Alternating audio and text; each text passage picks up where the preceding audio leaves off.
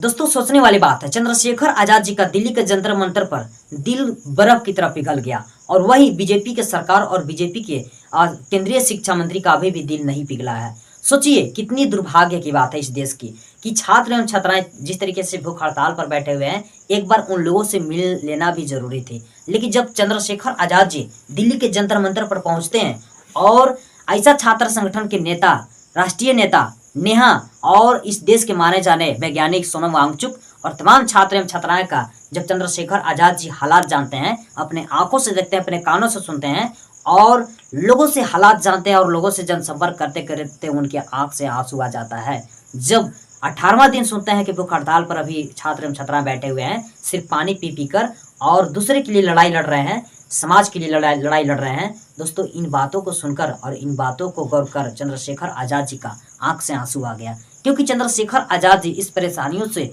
लड़े हैं, इस परेशानियों से भी झेला है उन्होंने, जो कि इस बात को सुनकर उनका पिछला ख्याल आ गया कि इसी तरह से हम भी लड़ाई लड़ने का कार्य करते थे और लड़ाई लड़ते थे। लेकिन अभी भी वो सिस्टम, अभी भी भ्रष्टाचार और अभी भी विकास नहीं हुआ है और अभी भी छात्रों के हितों की बात नहीं हो रहा है। इस चीज़ों को लेकर और इस बातों को लेकर चंद्रशेखर आजाद जी बहुत ही भावुक होकर और समाज के बीच सोचिए भरे मंच पर उन्होंने आंख से आंसू गिरा दिया। देखिए कितनी दुर्भाग्य की बात है इस देश की कि एक सांसद होकर, एक लोकप्रिय सांसद, एक लाखों करोड़ों वंचित शोषित दबे कुचले लोगों के दिलों पर राज करने वाले और लोगों की लड़ाई लड़ने वाले चंद्रशेखर आजाद जी दिल्ली के जंतर मंतर पर आंख से आंसू गिरा दिए। कितनी दुर्भाग्य की बात है। एक सांसद होते हुए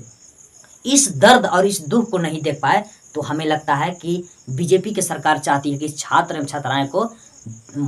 किसी भी हर हालात में जान से मरवा दें। दोस्तों एक तरीके से क्या है, जो लोग आज आत्महत्या किए कोचिंग सेंटर में तमाम नीट पेपर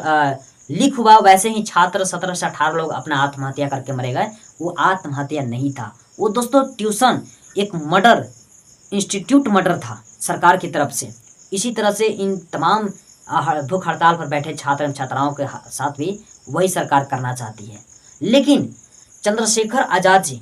सोचिए कि एक सांसद होकर और तमाम लोगों की लड़ाई लड़ रहे हैं और तमाम लोगों की लड़ाई लड़ते हुए उनके पास टाइम नहीं था। लेकिन जब उन्होंने सुना कि सोनम वांगचुक जैसे व्यक्ति, वैज्ञानिक और नेहा जैसा एक लड़की आज भूख हड़ताल पर बैठे हुए हैं, उन लोगों की बात सुनकर और उन लोगों को ख्याल करते हुए दोस्तों चंद्रशेखर आजाद जी आज भूख हड़ताल पे लोगों से मिलने पहुंच गए और भावुक इस तरीके से हो गए कि तमाम लोगों की आंखों से आंसू आ गया। सोचने वाली बात है और गौर करने वाली बात है। यही चीज़ आने वाले समय में याद करवाएंगे और याद होगी लोगों को। और देखना एक दिन बहुजन समाज जिस दिन अगर मजबूत हो गई थी इस भारत देश में, नहीं पेपर लीक होगी, नहीं छात्रों की हितों की परेशानी होगी और नहीं किसानों की दिक्कत होगी और नहीं